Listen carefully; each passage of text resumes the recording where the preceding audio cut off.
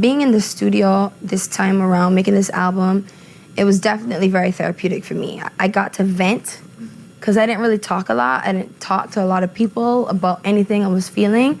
I just did it on the record. This time, it was really about my life. It was about me. And so much so that songs got really personal to the point where it took me 3 months to even start recording it because it was too deep for me to even listen to. I walked out the studio a few times just trying not to be in tears because they're really, really deep records. Some of pop music's greatest albums have come from painful experiences. As unfortunate as the circumstances are, very often truly thought-provoking and career-shifting creations can come from pain, heartache, sadness, and the like. Two albums that immediately come to mind for me are Janet Jackson's The Velvet Rope and Beyonce's Lemonade, two iconic releases that owe their very existence to the painful trials and tribulations experienced by their creators. Both of the albums I mentioned effectively shifted how the world viewed both of these icons. Both albums showcased an unprecedented level of vulnerability and honesty from two of the most famous women to ever exist. Two women who are notoriously private. These two albums are definitely not the only two with these circumstances. Far from it. I could sit here and talk for hours about great albums that were inspired by less than great circumstances. But specifically, there's an album that is one of my all-time favorite bodies of work, an album born out of a very painful and public experience from yet another one of the most famous women to ever exist. Rihanna's third studio album, Good Girl Gone Bad, was a turning point in Rihanna's career as it ditched the mostly Caribbean-influenced sound of her first two albums in favor of a mainstream dance pop and R&B sound that catapulted Rihanna into a level of popularity not yet seen in her career. Accompanying her new sound was a new, edgier, more mature look, most notably ditching her natural brown hair for the iconic black asymmetrical bob. Umbrella and Don't Stop the Music were two of the biggest hits from Good Girl Gone Bad, both being signature songs in Rihanna's expansive catalog. The former, which featured Jay-Z, became a timeless smash hit worldwide, topping the charts in 17 countries. Umbrella spent 10 weeks atop the UK singles chart and 7 weeks at the top of the Billboard Hot 100 in the United States. It was one of the most played songs on radio in the 2000s decade and is an emblematic song of the decade. While the Good Girl Gone Bad album as a whole served as a turning point in Rihanna's career, Umbrella is widely acknowledged as the song that propelled Rihanna from a rising pop act into superstardom and transformed her into a pop icon. At the top of the year 2009, as the Good Girl Gone Bad era drew to a close, Rihanna's career was at the highest it had ever been, and as with most pop acts who drop career-defining albums, the public was eager to see how she would follow it up. And just as the world asked that question, Rihanna would unfortunately experience something that shifted her entire life and career. And Juan, just a few hours ago, we saw Chris Brown drive off. According to sources, the alleged fight broke out inside a Lamborghini that was located at Hancock Park. LA prosecutors have charged singer Chris Brown with 2 felonies, including assault, after an argument with his girlfriend Rihanna. Police never identified Rihanna directly, but Thursday's court documents list the victim as Robin F. Rihanna's real name is Robin Rihanna Fenty. It escalated into him being violent towards me, and it was ugly. It's 5 years probation and 6 months community labor for Chris Brown for his beating of Rihanna. The sentence handed down Tuesday by LA Superior Court Judge Patricia Snegg, as she also warned the R&B singer to stay away from his ex-girlfriend for 5 years. Black eye is gonna heal. That's not the problem. It's the scar inside. Do you still love Rihanna? I have love for her. You have love for her? Yeah. He had no soul in his eyes. Just blank. So at that point, I just didn't know what could happen. He was clearly blacked out. There was no person when I looked at him.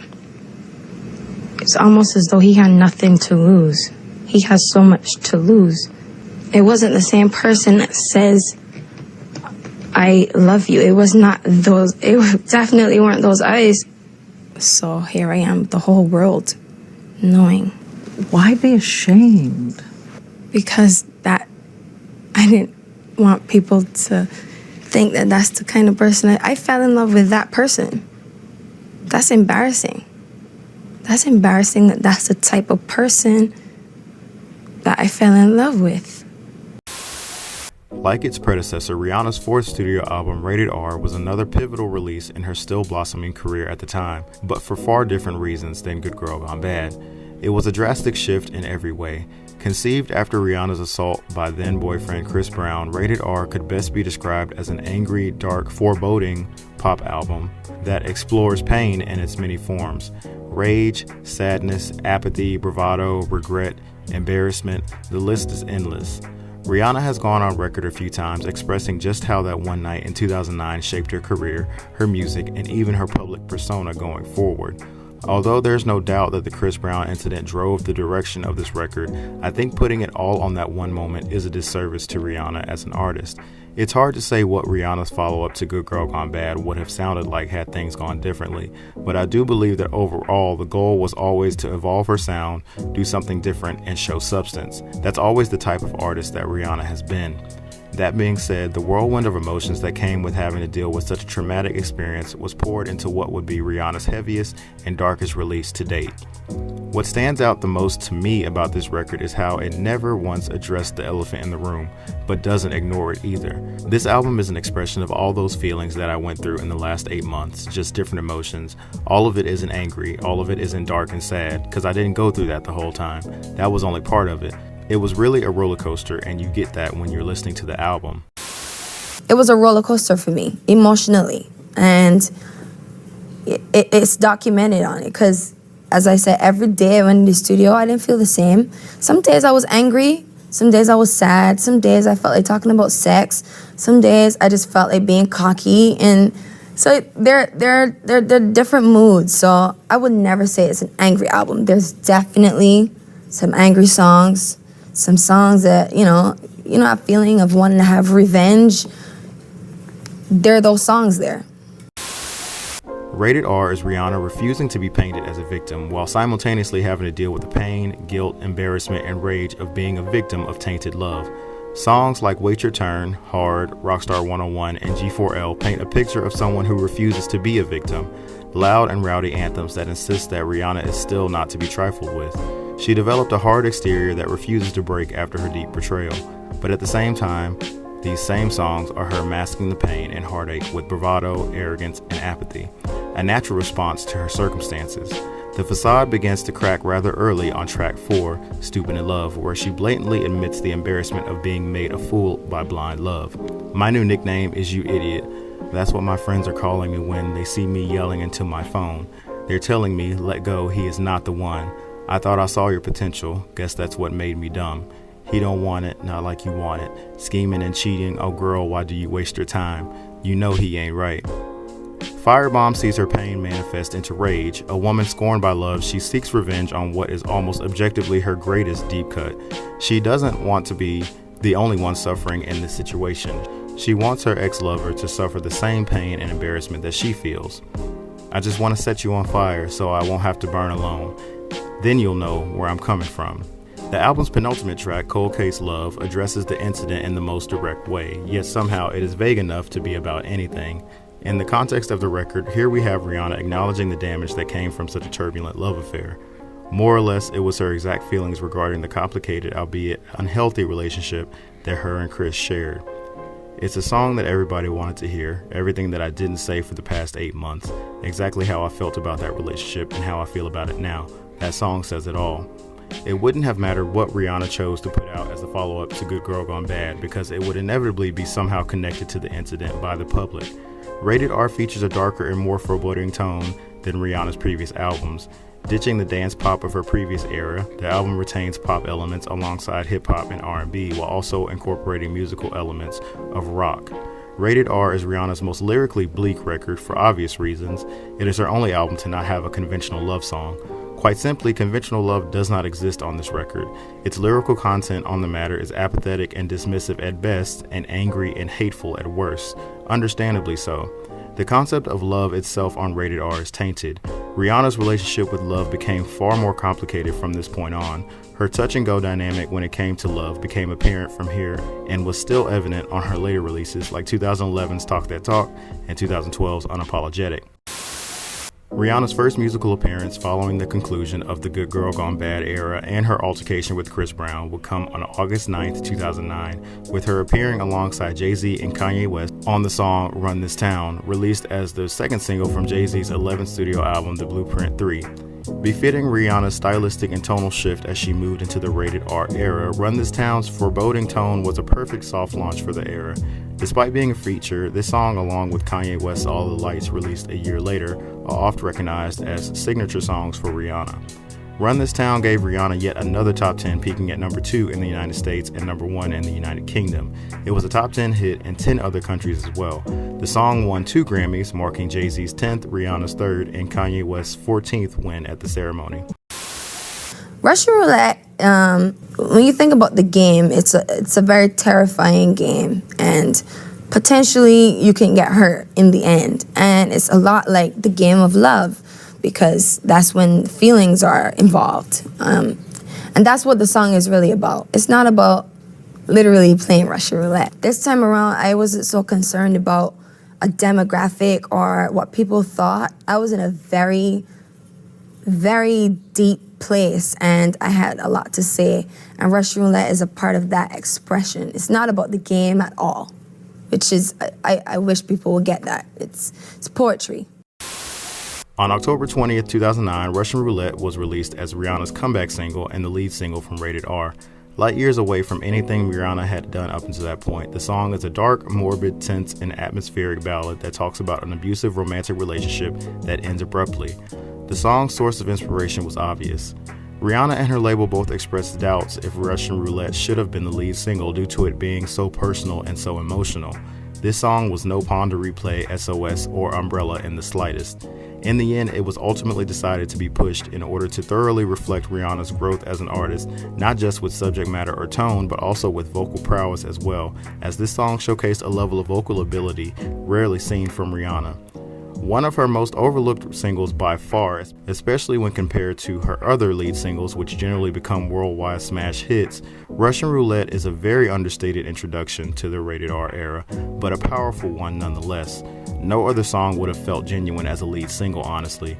Russian Roulette received a mixed response from the public, but overall was well received. It peaked at number 9 in the United States, becoming Rihanna's 12th top 10 single, and made her the female with the second most top 10 hits of the 2000 decade, only behind Beyonce. Hard featuring Jeezy was released as the second single in the United States a month later on November 10th, 2009.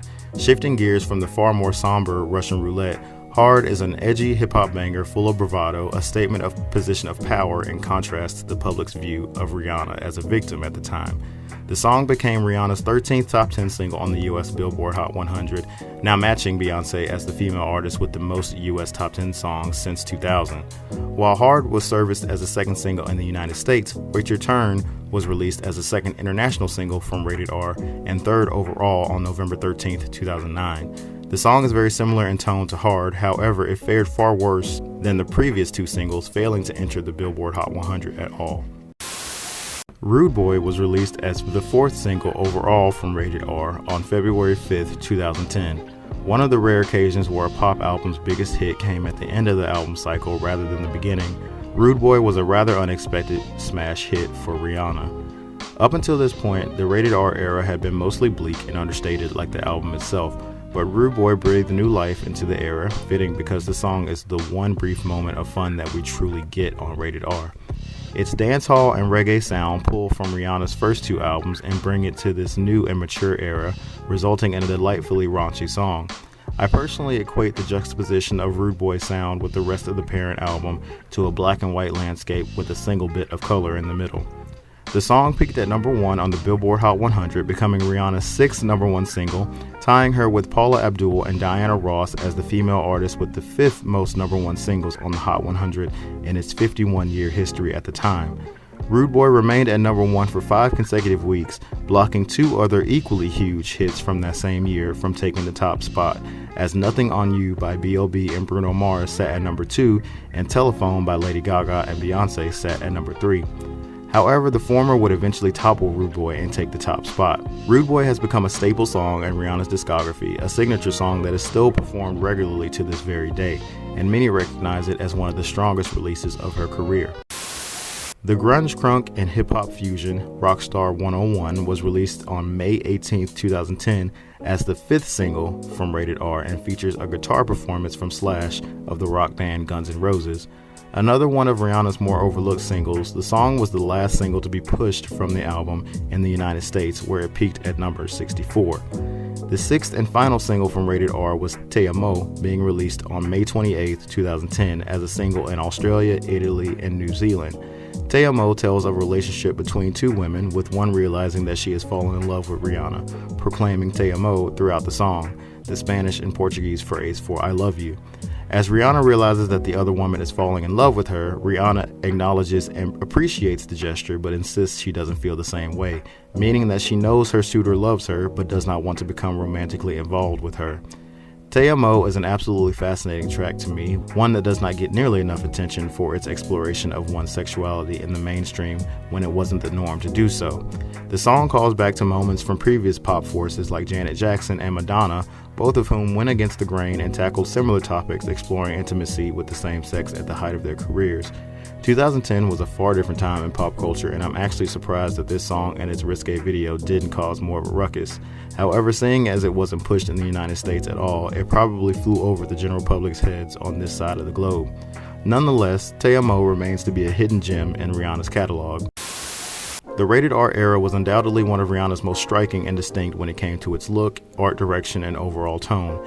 If Good Girl Gone Bad served the purpose of maturing Rihanna's image and adding edge to it, Rated R dialed that up to 1000, and those edges became razor blades. Most, if not all, of the promotional material for the album was shot in black and white, including the album's artwork and some of the music videos as well. There's a deliberate and distinct layer of grunge over everything related to Rated R. On just the theme and looks alone, this era is arguably one of Rihanna's most cohesive to date. You feel the album before you even hear it, just based off the striking and iconic album cover. Rihanna's new look for the era was made apparent with her new short blonde cut and a far heavier use of eye makeup in her looks, giving her a true rockstar look and vibe for the era.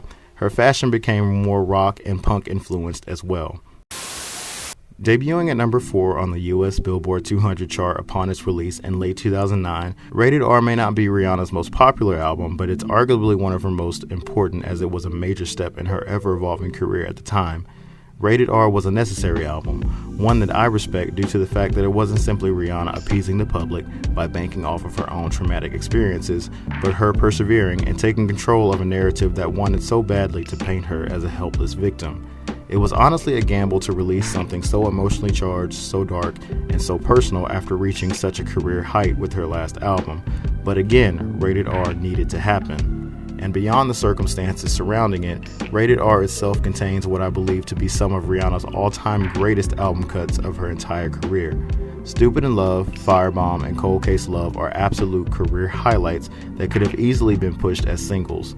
The deep cuts of this record are actually stronger than some of the singles, and that's really saying something.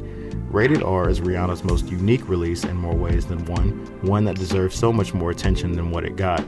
But like the rest of the world, I didn't really appreciate the album when it came out.